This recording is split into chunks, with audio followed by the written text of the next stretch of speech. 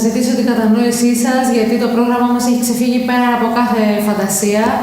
We would like to welcome you in our conference tonight. I know you are hearing Greek and it's like hearing Chinese. Okay, so now we're gonna have a nice video. Θα δούμε ένα βίντεο τώρα για να καταλάβουμε τι γίνεται στην Ελβετία.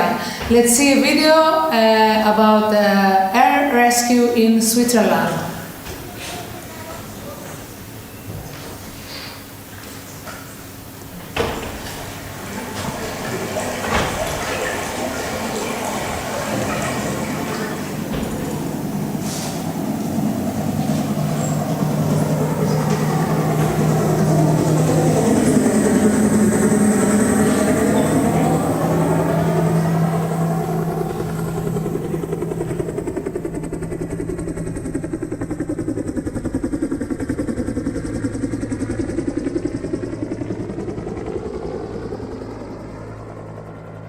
Thank you for the kind invitation and introduction.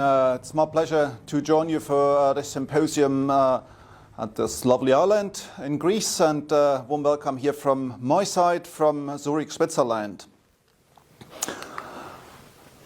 I've been invited to share a few thoughts about the Swiss air rescue system and about Swiss air rescue Rega.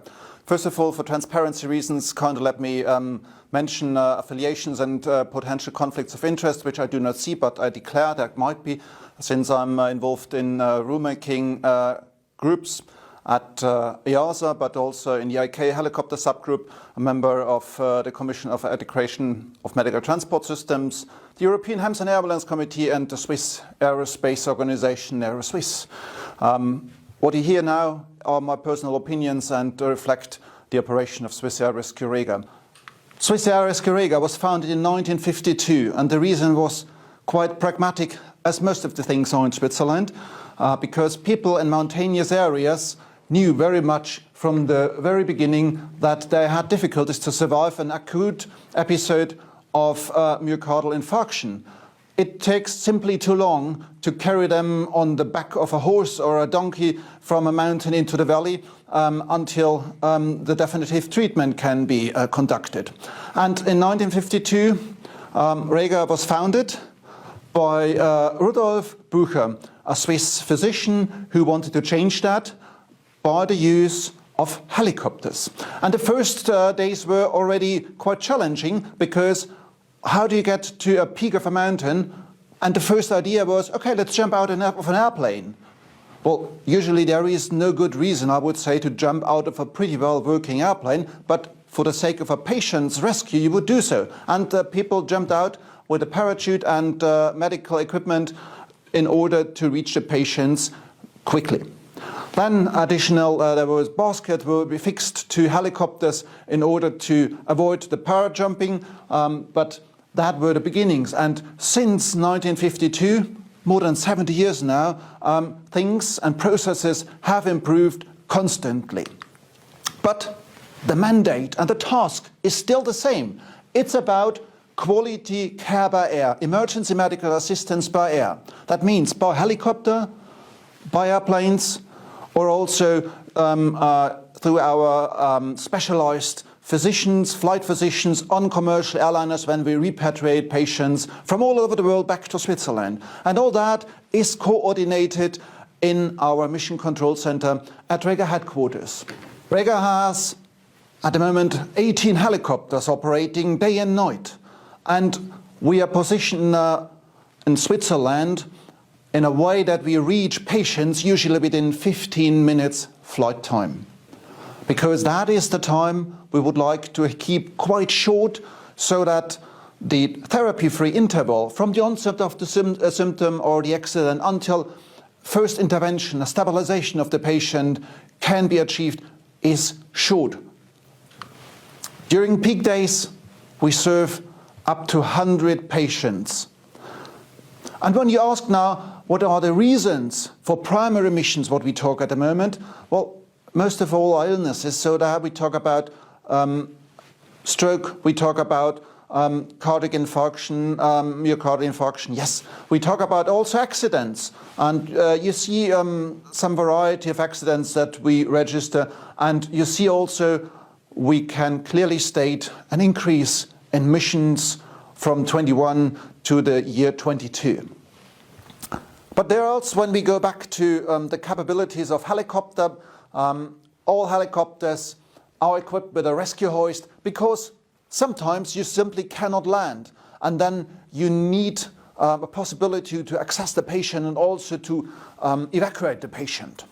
And this is usually, well, you could say 90 meters, quite a lot, but sometimes even 90 meters cable is not enough for a mountain in order to get a patient out from such a rift. Then we could add more cable length, and then we talk about long line missions, altogether 200 meters.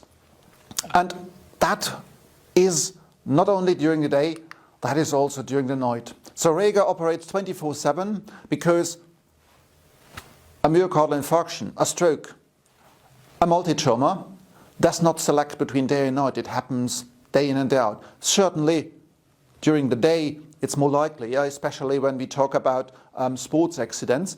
But nonetheless, we state there is also significant missions in the night, and approximately a fifth of all missions happen during the night. And in order to do that in a safe way, we have introduced night vision goggles to our equipment since 1987, and that gives us also during night VFR missions the necessary safety, because we simply see a lot more than just with the naked eye. And I'm going to demonstrate that, because once you have ever flown with a night vision goggles, you will never give them away. And the reason is quite evident, and I demonstrate it to you.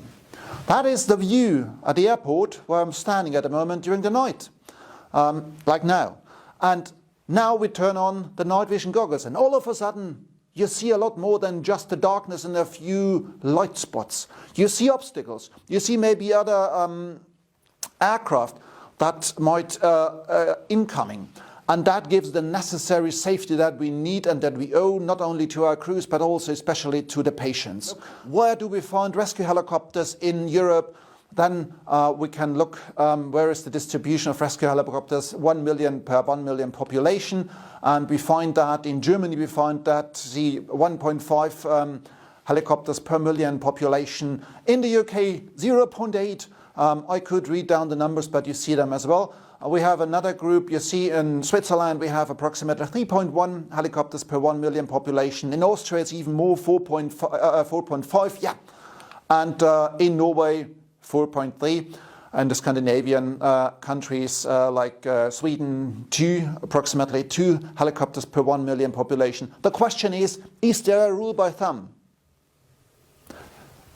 It depends simply on the geography of your country. If you have a lot of mountains, if you have shorelines, you need a possibility to transport a patient over these geographical ramparts, let's call them. And that also means in a small country you might need more helicopters than in a flat country where you have very good access to the patient and also from the patient to the respective hospitals and trauma centers.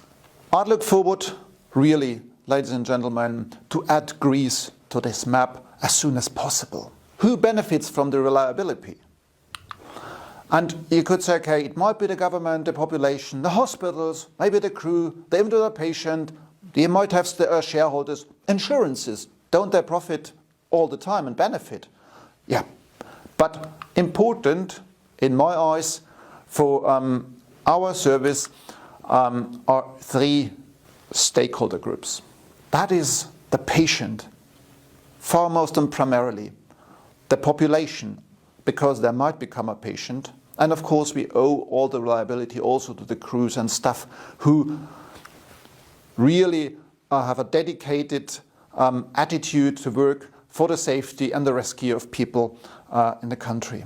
Well, first of all, Rega is professional.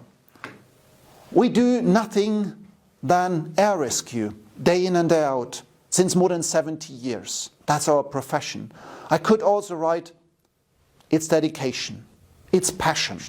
Rega is caring. We care not only for the patients, we care also for our crews. We try to provide a good working environment. and knowledge so that the crews care by themselves for the population. Thank you very much for the opportunity to share a few thoughts about Swiss Air Rescue Rega here in Greece, and I'm looking forward to the further discussion and dialogue with all of you. Thank you, ladies and gentlemen, for your interest, and have an interesting symposium, good talks, and hope to see you soon again. Bye-bye.